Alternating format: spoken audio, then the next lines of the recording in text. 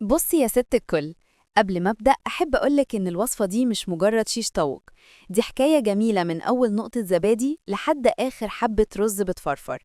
لو عملتيها بالطريقة دي هتبقى سفرة بيتك ليها ريحة تانية خالص. يلا بينا نبدأ بسم الله ونمشي خطوة خطوة. أول حاجة هنبتدي بيها التتبيلة، ودي أساس الطبق كله.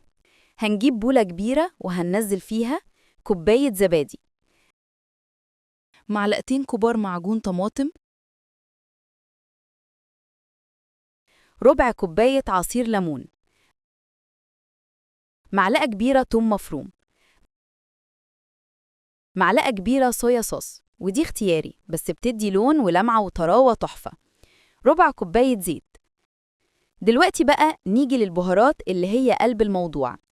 معلقة كبيرة ملح، نص معلقة صغيرة توم بودر، نص معلقة صغيرة بصل بودر، نص معلقة كمون، نص معلقة فلفل أسود، نص معلقة جنزبيل مطحون، ربع معلقة قرفة، معلقة كبيرة بابريكا، معلقة كبيرة كزبرة ناشفة. نقلب المكونات دي كويس قوي لحد ما تبقى التتبيلة معاكي ناعمة وسلسة. تكة مهمة، لو عندك وقت ادي التتبيلة دقيقتين على النار من غير ما تغلي، بس تسخن سنة. ده بيفوق ريحة البهارات وبيخلي الفراخ تتشرب الطعم أسرع. ولو مستعجلة خلاص عادي، استخدميها زي ما هي. تجهيز الفراخ، معانا كيلو من صدور الفراخ وممكن أوراق لو بتحب الطراوة أكتر. هنقطع الفراخ مكعبات مش كبيرة ولا صغيرة. علشان تستوي مظبوط وفي وقت واحد.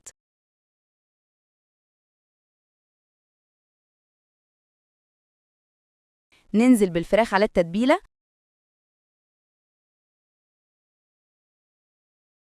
ونقلب كويس لحد آخر قطعة تتغلف بالتتبيلة. تكة مهمة جدا، اعملي فتحات خفيفة في كل مكعب فرخة بسكينة صغيرة، ده بيخلي التتبيلة تدخل جوه وتطلع لك طعم أقوى. ونغطي البولة ونسيبها، لو مستعجلة ساعتين، ولو عايزة طعم خرافي سيبيها ليلة كاملة في التلاجة.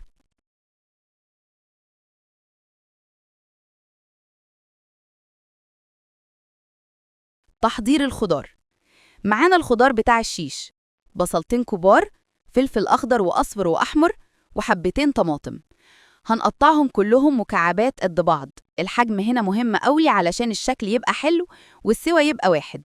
تكة مهمة، ولو السيخ خشب انقعيه في مية لمدة ساعة علشان ما يتحرقش في الفرن. قبل ما تشوي الشيش ب10 دقايق بس اديه صدمة حرارة عالية. سخني الجريل أو الفحم كويس جدا، وبمجرد ما تحطي السيخ على النار ما تقلبيهوش كتير، سيبيه ياخد علامة شوي من كل ناحية الأول وبعدها قلبي براحتك. اللي بيحصل هنا إن الحرارة العالية بتقفل مسام اللحم أو الدجاج وبتحبس العصارة جواه، فبيطلع طري ومش ناشف أبداً. تجميع الشيش، نبدأ نكون السيخ: بصلة، فرخة، فلفل أحمر، فرخة، فلفل أخضر، فرخة، فلفل أصفر، فرخة، طماطم. ونكرر بنفس الترتيب علشان الشكل النهائي يطلع متناسق وجميل. سر مهم، لو عايزة الشيش يبقى محمر من الأطراف زي الفحم، ادهنيه بسيط جدا من العسل الأبيض قبل ما يدخل الفرن. بص يا ست الكل، أهم نقطة بقى، ما نطولش في الشوي. 8 ل10 دقايق كفاية جدا. بالطريقة دي الشيش بيطلع طري متحمر وطعمه مشوي مظبوط. التسوية، نجيب صينية ونغطيها بورق فويل ونحط فوقها شبكة ونرص عليها الأسياخ.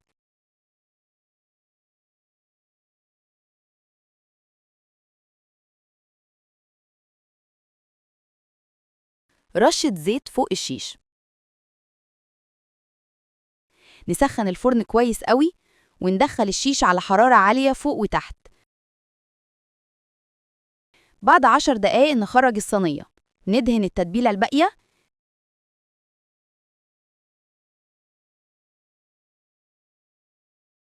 نقلب على الناحية التانية وندخله تاني 10-15 دقيقة.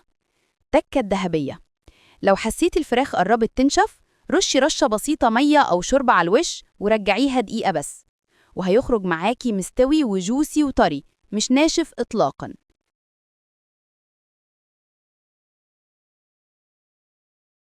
تحضير الرز: نجيب حلة ونضيف معلقة كبيرة سمنة ومعلقة كبيرة زيت، 3 حبات ورق لورا، 3 حبات قرنفل، 3 حبات هيل. نشوح نص دقيقة، ريحتهم هتبدأ تطلع. ننزل بالتوابل بقى: معلقة كاري، معلقة بابريكا، نص معلقة فلفل أسود. نشوحهم نص دقيقة كمان.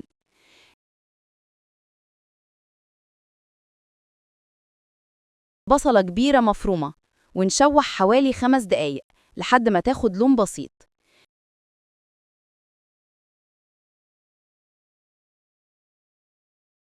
نضيف نص معلقة كركم، ونوازن الملح لأن الماجي فيها ملح. معلقة صغيرة بودرة ماجي،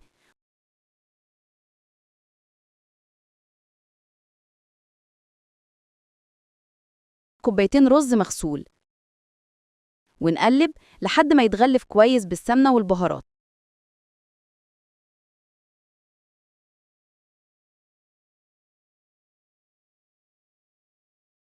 نضيف مية سخنة بمعدل 1.5 كوباية لكل كوباية رز، ونظبط الملح ونهدي النار خالص لحد ما يستوي براحته.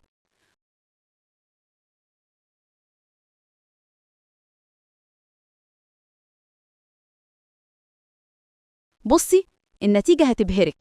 الشيش طالع لونه محمر، والفراخ جوسي وطرية، والخضار محتفظ بشكله، والرز طالع مفلفل بريحة التوابل. قدمي الشيش مع رز أو عيش وطحينة، وفي كل الحالات هيبقى طبق يفتح النفس. لو عجبك الفيديو ما تنسيش تعملي لايك واشتراك في القناة علشان يوصلك كل جديد، وبالهنا والشفا يا ست الكل.